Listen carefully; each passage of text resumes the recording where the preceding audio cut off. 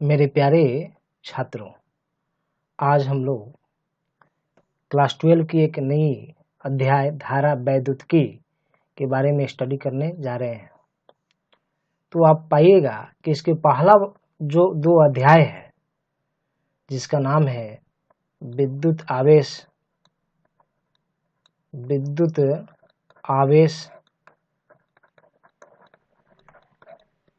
और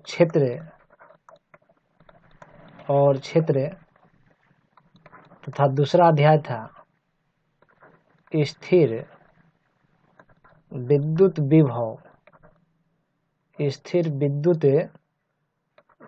विभव एवं धारिता। इस अध्याय में यानी कि धारा वैद्युतिकी में इन दोनों अध्यायों की चर्चा हम लोग इसलिए कर रहे हैं क्योंकि ये धारा वैद्युतिकी यानी कि करंट इलेक्ट्रिसिटी जो है इन दोनों अध्याय से डिफर है, भिन्न है। तो आप जब दोनों अध्याय को देखिएगा या हम लोग जो स्टडी किए तो आप पाएंगे इन दोनों ही अध्याय में जो चार्ज था यानी कि जो आवेश था वह आवेश विराम में था। आवेश कहाँ था? विराम में था। और जब आवेश विराम में रहता है तो इसे हम लोग इलेक्ट्रोस्टैटिक्स के नाम से जानते हैं, यानी कि स्थिर वैद्युतिकी के नाम से हम लोग जानते हैं। और इसे दूसरे नाम से भी बोलते हैं और इसे बोलते हैं स्टैटिक इलेक्ट्रिसिटी। स्टैटिक का मतलब है रेस्ट। स्टैटिक का मतलब हो गया रेस्ट। कौन रेस्ट? देखें, इलेक्ट्रिसिटी रेस्ट। तो इसे हम लोग दोनों नाम से भी जानते हैं, स्थिर वैद्युतिकी बोलिए, इलेक्ट्रोस्टैटिक्स बोलिए, या स्टैटिक इलेक्ट्रिसिटी के नाम से हम लोग जानते हैं। तो इन दोनों अध्याय में जो है आवेश विराम की अवस्था में रहता था, लेकिन जो धारा वैद्युतिकी है, ये जो धारा वैद्युतिकी है, इस धारा वैद्युतिकी में आवेश क्या है? मोशन में रहता है। आवेश गति करता है। किसमें? तो धारा वैद्युतिकी में। तो हम लोग बोलते हैं इट इज द, आप इंग्लिश में बोल सकते हैं, it is the branch of physics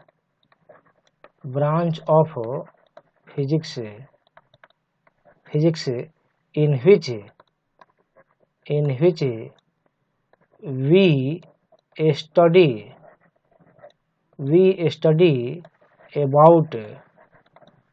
study about charge in motion। यानी कि जब आवेश गति करता रहेगा और उसके बारे में हम लोग अध्ययन करेंगे तो उसे ही धारा वैद्युतिकी के नाम से हम लोग जानते हैं। तो हम लोग धारा वैद्युतिकी के बारे में जाने। अब आइए हम लोग जानते हैं विद्युत धारा क्या है। विद्युत धारा, इलेक्ट्रिक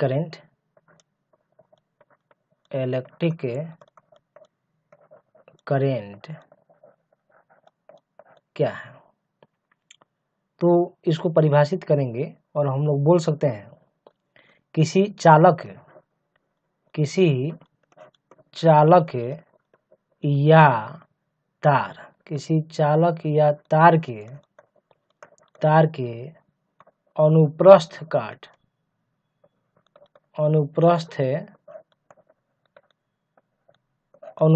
काट से होकर आवेश के प्रवाह की दर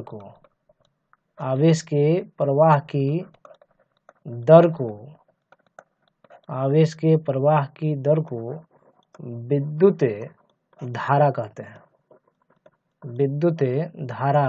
हैं। फॉर्मूला हम लोग आगे चल के लिखेंगे, अभी केवल डेफिनेशन लिखे हैं। तो देखिए यहाँ पर हम लोग डायग्राम देखिए। अब डायग्राम देखिए। अब यहाँ पर है किसी चालक या तार, तो हम लोग यहाँ पर कोई तार या चालक ले लिए हैं और लिखे हैं अनुप्रस्थ काट। दिख रहे हैं अनुप्रस्थ काट का मतलब क्या है? अनुप्रस्थ काट का मतलब है, देखिए ये वाला हिस्सा जो दिख रहे हैं ये, इसे ही हम लोग बोलते हैं अनुप्रस्थ काट। यही अनुप्रस्थ काट है, या आप बोल सकते हैं ये अनुप्रस्थ काट है। दिख रहे हैं ना, ये अनुप्रस्थ काट है, ये वाला हिस्सा, इसको बोलते हैं हम लोग अनुप्रस्थ काट। तो अनुप्रस्थ काट से तो आप देख रहे हैं ये चार्ज का जो फ्लो हो रहा है, चार्ज का जो प्रवाह हो रहा है, ये चार्ज का प्रवाह इसी से हो रहा है। देख रहे हैं ना, इसी से होकर हो रहा है, ये अनुप्रस्थ काट से होकर हो रहा है। ऐसे ऐसे नहीं हो रहा है, ऐसे ऐसे नहीं हो रहा है। आवेश का प्रवाह ऐसे ऐसे हो रहा है, आवेश का प्रवाह ऐसे ऐसे हो रहा है, अनुप्रस्थ काट से हो रहा है।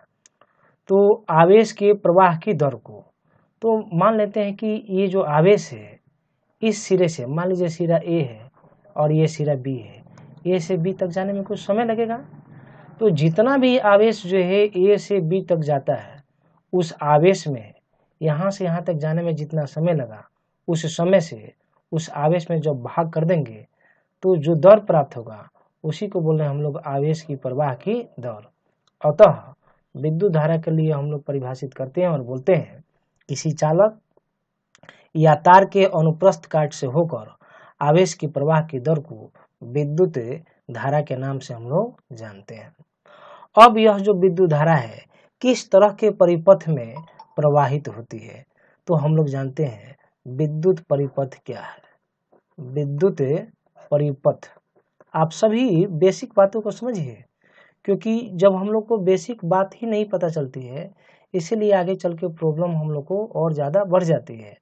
और जितना भी हार्ड प्रॉब्लम है, आप यकीन मानिए सारे हार्ड प्रॉब्लम जो है ये छोटे छोटे कॉन्सेप्ट पर ही बेस्ड होते हैं। और जितने भी हार्ड प्रॉब्लम होंगे 5-6 कॉन्सेप्ट मिला दिया जाता है तो वही प्रॉब्लम हम लोग का हार्ड हो जाता है। तो सबसे पहले हम लोग को बेसिक बात समझनी है, बेसिक कॉन्सेप्ट समझनी है, छोटी छोटी बात को भी जो है कॉन्सेप्ट क्लियर करना है, तो हम लोग का जो हार्ड प्रॉब्लम होगा वो इजी हो जाएगा। अदरवाइज आप अगर बेसिक कॉन्सेप्ट भी नहीं जानते हैं तो हार्ड तो नहीं ही बनेगा और बेसिक फंडा भी आपका क्लियर नहीं हो पाएगा। इसलिए देखिए विद्युत परिपथ क्या है। इस विद्युत परिपथ को हम लोग इंग्लिश में हम लोग बोलेंगे इलेक्ट्रिक सर्किट। इलेक्ट्रिक सर्किट, तो इलेक्ट्रिक सर्किट है क्या? तो इलेक्ट्रिक सर्किट को हम लोग परिभाषित करेंगे और हम लोग बोलेंगे जब आवेश का प्रवाह, जब आवेश का प्रवाह, आवेश का प्रवाह, जब आवेश का प्रवाह किसी सुचालक बंद परिपथ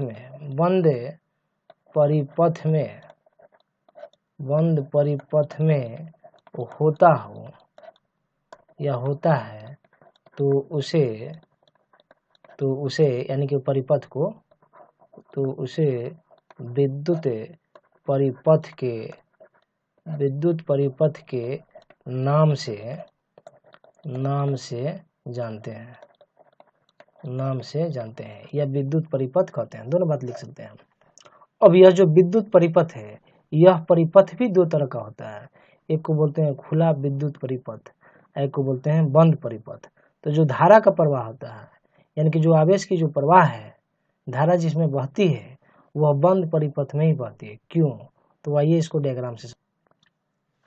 तो देखिए यहाँ पर हम लोग दो डायग्राम लिए हैं, इसे हम लोग बोलेंगे बंद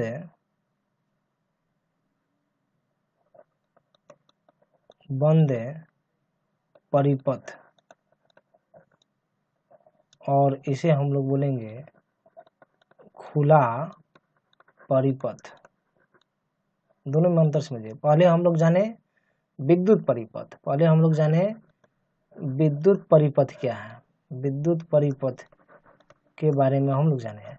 अब ये विद्युत परिपथ के दो प्रकार है, पहला बंद परिपथ और दूसरा है खुला परिपथ। यहाँ देखिए एक बैटरी है, यहाँ पर देख रहे हैं, यहाँ पर यह आप सेल है। तो ये ऊपर वाला हिस्सा हम लोग का देख रहे हैं प्लस है और नीचे वाला जो है माइनस है। कोई वायर है और वायर से हम लोग इसे बल्ब का हम लोग जो है इलेक्ट्रोड को कनेक्ट किए हैं। तो एक पॉइंट को हम लोग यहाँ से जोड़े हैं, एक वाला जो है नेगेटिव वाला से यहाँ से जोड़कर यहाँ पर लगाए हुए हैं। तो इसमें देखिए हम लोग का जो करंट का जो फ्लो होगा, जो धारा का जो प्रवाह होगा, तो आप पाइएगा ये वायर कहीं से भी डिस्कनेक्ट नहीं है, कहीं से भी खुला नहीं है, पूरे तरह से बंद है। तो इसलिए इसको हम लोग बोलते हैं बंद परिपथ, क्लोज सर्किट। लेकिन जब दूसरे वाले डायग्राम में आइएगा तो हम लोग एक तरफ वायर जुड़े हुए हैं, लेकिन दूसरा वाला वायर जो है, जो नेगेटिव टर्मिनल से जुड़ा हुआ है, ये बीच में ब्रेक हो गया, टूट गया है, या इनकी ये हम लोग इसको बोलते हैं सर्किट कंप्लीट नहीं है। तो सर्किट कंप्लीट नहीं होगा यानी कि जब परिपथ पूरा फुलफिल नहीं होगा, यानी कि खुला रहेगा, तो इसे ही हम लोग बोलते हैं खुला परिपथ। और जब खुला रहेगा तो बल्ब जो है नहीं जलेगा, क्योंकि सर्किट इनकम्प्लीट है। इसको बोलते हैं हम लोग जो है सर्किट कंप्लीट, सर्किट कंप्लीट। इसको बोलते हैं हम लोग जो सर्किट इनकम्प्लीट। ये वाला में सर्किट इनकम्प्लीट है, खुला है, ब्रेक हो गया है वायर का, इसलिए इससे धारा का प्रवाह नहीं होगा, आवेश का प्रवाह नहीं होगा। जब आवेश का प्रवाह नहीं होगा तो बल्ब नहीं जलेगा। यहाँ पर बल्ब देख रहे हैं ना, ये सब लाइन देख रहे हैं, ये सब लाइन, यानी कि ये प्रकाश निकल रहा है तो ये बल्ब जल रहा है, जबकि यहाँ पर बल्ब नहीं जल रहा है।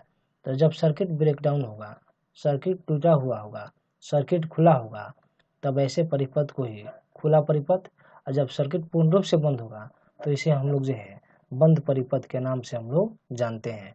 और विद्युत धारा बंद परिपथ में ही प्रवाहित होती है, खुले परिपथ में प्रवाहित नहीं होती है। विद्युत धारा के प्रकार। आइए अब विद्युत धारा के प्रकार के बारे में हम लोग जानते हैं। तो विद्युत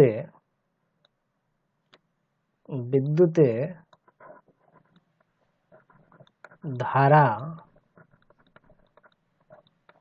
के प्रकार।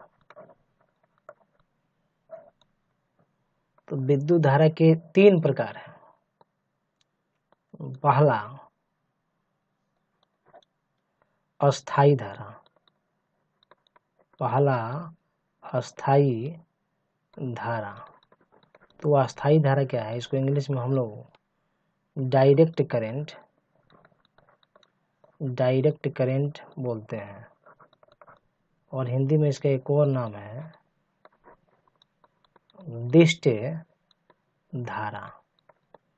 तो दिष्ट धारा का क्या मतलब है, तो देखिए यहाँ पर हम लोग जो है पहले ग्राफ बनाते हैं, या इसको हम लोग परिभाषित कर देते हैं। तो इसको परिभाषा के रूप में हम लोग लिखेंगे और हम लोग बोल सकते हैं जब विद्युत धारा का मान, जब विद्युत धारा का मान समय के साथ नहीं बदलता है, समय के साथ नहीं बदलता है,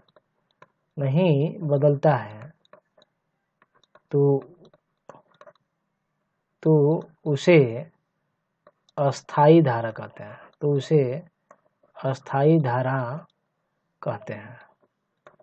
तो उसे अस्थाई धारा कहते हैं। आइए यहाँ पर ग्राफ देखिए, ग्राफ से बात क्लियर होगी। तो देखिए हम लोग जो है एक इधर धारा और समय के बीच ग्राफ को प्लॉट कर दिया। ये समय हो गया और समय को हम लोग सेकेंड में ले लिए, और ये धारा हो गया, और धारा को आप मान लीजिए एम्पियर में। तो अस्थाई धारा के लिए जो ग्राफ होती है वह स्ट्रेट होती है, ये स्ट्रेट लाइन हो गया। यहाँ पर हम लोग जो है कुछ मार्किंग करते हैं, ये मान लेते हैं 1 सेकेंड, ये मानते हैं हम लोग, चाहे मान लीजिए ये 5 सेकेंड, आप यहाँ मान लीजिए 10 सेकेंड, यहाँ मान लीजिए 15 सेकेंड, यहाँ मान लीजिए 20 सेकेंड, और यहाँ मान लीजिए आप 25 सेकेंड। इस तरफ आइए, और इस तरफ हम लोग जो है ले लेते हैं धारा का मान। ये धारा का मान मान लीजिए 0.5 एम्पियर, हम लोग लेते हैं 0.1 एम्पियर, हम लोग ले लेते हैं 1.5 एम्पियर, और यहाँ ले लेते हैं 2.0 एम्पियर। तो आप देखिए यहाँ पर 5वें सेकंड पर धारा का मान क्या है, 5वें सेकंड पर धारा का मान क्या है। तो यहाँ पर आएंगे हम लोग, यहाँ पर और इस तरफ जाएंगे तो कितना एम्पियर है, 2 एम्पियर। आप देखिए यहाँ पर 10वें सेकंड पर, देखिए 10वें सेकंड पर आइएगा तो देखिएगा धारा का मान 2 ही एम्पियर है। 15वें सेकंड पर आइएगा तो आप पाइएगा 15वें सेकंड पर भी धारा का मान 2 ही एम्पियर है। उसी तरह से 20वें सेकंड पर भी आएंगे तो 2 एम्पियर, 25वें सेकंड पर भी आएंगे तो 2 एम्पियर। इसका मतलब क्या है, इसका मतलब समय बढ़ रहा है, समय हमेशा आगे चल रहा है, समय कभी घटता नहीं है, समय कभी भी ऋणात्मक नहीं होता है, समय हमेशा आगे बढ़ता है। तो समय का मान बढ़ रहा है, लेकिन जो धारा का मान है जो 2 एम्पियर है वो 2 एम्पियर हमेशा रह रहा है। 5 सेकंड पर भी 2 एम्पियर, 10 सेकंड पर भी 2 एम्पियर, 15 सेकंड पर भी 2 एम्पियर, 20 सेकंड पर भी 2 एम्पियर। आने वाले हर एक समय पर, हर एक सेकंड पर धारा का मान 2 ही एम्पियर है। इसलिए इस धारा को कौन धारा बोलेंगे, दिष्ट धारा या अस्थायी धारा हम लोग बोलते हैं। तो फिर से यहाँ परिभाषा लिखे हम लोग, जब विद्युत धारा का मान, देख रहे हैं, जब विद्युत धारा का मान समय के साथ नहीं बदलता है, समय के साथ नियत रहता है, तो इसे अस्थायी धारा के नाम से हम लोग जानते हैं। तो सेल से जो प्राप्त धारा होता है, सेल से प्राप्त धारा, सेल से प्राप्त धारा कैसा धारा का उदाहरण है, अस्थायी धारा। बैटरी से प्राप्त धारा जो है वह अस्थायी धारा या दिष्ट धारा का उदाहरण है। दूसरा धारा का प्रकार है परिवर्ती धारा। परिवर्ती धारा हम लोग बोलेंगे वेरिंग करंट, वेरिंग करंट। तो इसको परिभाषित करेंगे और हम लोग बोल सकते हैं, जब धारा का, धारा मीन्स विद्युत धारा, जब धारा का परिमाण या मान समय के साथ बदलते रहता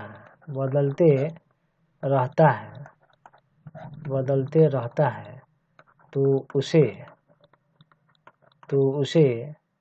परिवर्ती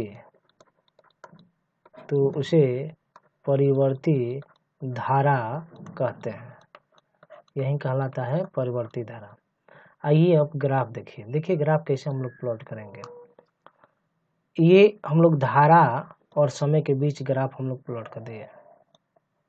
ये समय हो जाएगा और इधर ले लिए धारा को एम्पियर में और समय को ले लिए हम लोग सेकंड में। और ये ग्राफ देखिए, ये देख रहे हैं ग्राफ, ये ग्राफ जो है या ये जो ग्राफ है, ये दोनों ग्राफ इसको ए बोल सकते हैं, ग्राफ इसको बी बोल सकते हैं। दोनों जो है यह परिवर्ती धारा का ग्राफ है। यहाँ पर आप कुछ हम लोग मार्किंग करते हैं, मान लेते हैं 5 सेकेंड, मान लेते हैं 10 सेकेंड, 15 सेकेंड, 20 सेकेंड, 25 सेकेंड। धारा का मान इधर ले लीजिए आप, 1 एम्पियर, 2 एम्पियर, 3 एम्पियर और ले लिए हम लोग 4 एम्पियर। तो देखिए यहाँ पर हम लोग जो है धारा का मान यहाँ लेंगे, देख रहे हैं, यहाँ पर ले लेंगे तो 1 से थोड़ा सा कम है, 0.8 एम्पियर बोल सकते हैं। अब 10वें सेकंड पर लीजिए, देख रहे हैं यहाँ पर 10वें सेकंड पर लेंगे तो 2 से थोड़ा सा कम है, धारा का मान बदल गया। 15वें सेकंड पर जाइए, 15वें सेकंड पर जाएंगे तो धारा का मान फिर बदल गया, अब 3 से थोड़ा सा कम है।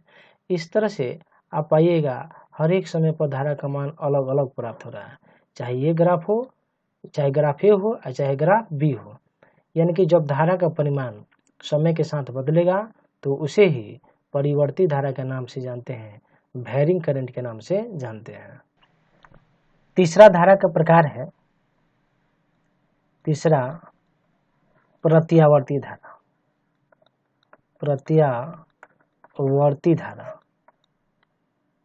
प्रत्यावर्ती धारा जिसे अल्टरनेटिंग करंट अल्टरनेटिंग करेंट के नाम से जानते हैं और शॉर्ट में बोलते हैं AC। प्रत्यावर्ती धारा को पहले हम लोग परिभाषित कर देते हैं। तो हम लोग इसको परिभाषा देते हुए बोलते हैं जब धारा का परिमाण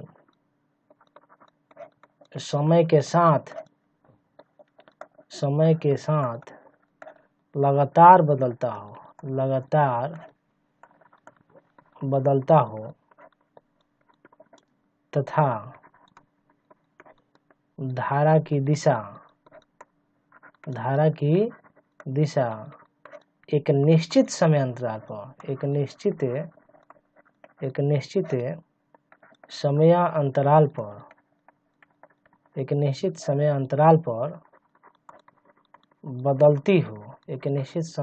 पर बदलती हो तो उसे प्रत्यावर्ती धारा कहते हैं। तो धारा का परिमाण भी बदल रहा है और साथ ही साथ इसकी दिशा भी एक निश्चित समय पर बदल रही है। आइए ग्राफ के माध्यम से आप इसे समझने का प्रयास कीजिए। तो हम लोग धारा और समय के बीच ग्राफ को प्लॉट कर दिए। ये समय है, समय सेकंड में, और यहाँ हम लोग ले लिए धारा एम्पियर में, और ग्राफ को यहाँ प्लॉट कर देते हैं हम लोग। ग्राफ को यहाँ प्लॉट कर दिया हम लोग। ये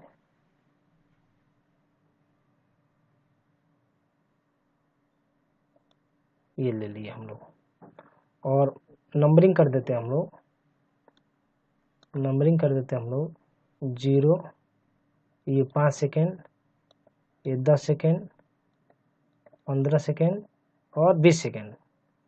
आप इधर हम लोग धारा का मान ले लेते हैं 2 एम्पियर और यहाँ मान लेते हैं हम लोग -2 एम्पियर। तो अब आइए इस ग्राफ को ध्यान से देखिए। आप ग्राफ को ध्यान से देखिएगा तो पाइएगा। देखिए यहाँ पर, यहाँ पर यानी कि इस समय जो है धारा का मान देखिए कुछ है, यहाँ पर धारा का मान कुछ है, यहाँ पर धारा का मान कुछ है, यहाँ पर धारा का मान मैक्सिमम है, फिर धारा का मान घट रहा है, फिर धारा का मान घट रहा है और 5वें सेकंड पर 0 हो रहा है। फिर यहाँ देखिए ऋणात्मक में बढ़ रहा है, ऋणात्मक में बढ़ रहा है और यहाँ पर ऋणात्मक में महत्तम हो जा रहा है और फिर ऋणात्मक घटते घटते फिर यहाँ पर 0 हो रहा है। फिर धारा का मान बढ़ रहा है अधिकतम, फिर घट रहा है, फिर 0, फिर ऋणात्मक में बढ़ रहा है। ध्यान से सुनिएगा, ऋणात्मक में बढ़ रहा है और यहाँ महत्तम, और फिर घटते घटते कहाँ आ जा रहा है, 0 हो रहा है। इस तरह से आप पाइएगा कि धारा का मान प्रत्येक समय बदलते जा रहा है हर एक बिंदु पर। ये जो कर्व देख रहे हैं, ये यानी कि देख रहे हैं, ये कर्व अनेक बिंदुओं से मिलकर बना है और हर एक बिंदु पर धारा का मान समय के साथ क्या हो जाएगा, अलग अलग प्राप्त होगा। इसलिए इसे हम लोग जो है बोल रहे हैं कि धारा का परिमाण समय के साथ लगातार बदल रहा है, हमेशा बदल रहा है। और धारा की जो दिशा है वह एक निश्चित समय अंतराल पर बदल रही है। निश्चित समय अंतराल का मतलब क्या हुआ? निश्चित समय अंतराल का मतलब हो गया कि देखिए 0 से 5 सेकेंड, 0 से 5 सेकेंड के बीच, 5 सेकेंड के बीच ये पॉजिटिव है और अगले 5 सेकेंड के लिए क्या हो जा रहा है, नेगेटिव हो जा रहा है। फिर 5 सेकेंड के लिए पॉजिटिव, फिर अगले 5 सेकेंड के लिए क्या हो जा रहा है, नेगेटिव। देख रहे हैं ये समय अंतराल हमेशा बराबर रहता है। इसीलिए हम लोग बोल रहे हैं एक निश्चित समय अंतराल पर क्या होती है, इसकी दिशा बदलते रहती है। अब ये धारा मिलेगा कहाँ से? तो यह धारा मिलेगा जनरेटर से ना, जिसको हम लोग हिंदी में जनित्र के नाम से हम लोग जानते हैं। यह मिलेगा थर्मल पावर प्लांट से। किससे मिलेगा? थर्मल पावर प्लांट से। और थर्मल पावर प्लांट आप जान ही रहे हैं कहाँ है। बिहार में जो है बरौनी में है, हाँ, भागलपुर में कहलगांव में है, मुजफ्फरपुर में कांटी में है। तो वहाँ से जो है वो थर्मल पावर प्लांट है, जिसे हम लोग ताप पावर हाउस के नाम से या ताप बिजली घर के नाम से भी हम लोग जान सकते हैं। तो वहाँ से जो धारा मिलता है उसे ही हम लोग ऐसे बोलते हैं। जनरेटर से जो धारा मिलेगा उसे ही एसी के नाम से हम लोग जानते हैं।